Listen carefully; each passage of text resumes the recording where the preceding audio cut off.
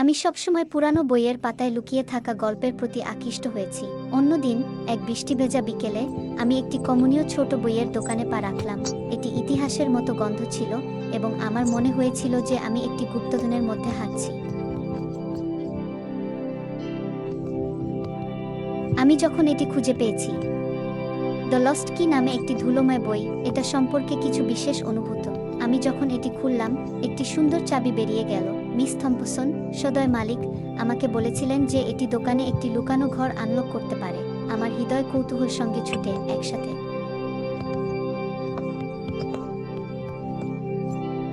আমরা তাকের পিছনে একটি গোপন দরজা আবিষ্কার করেছি।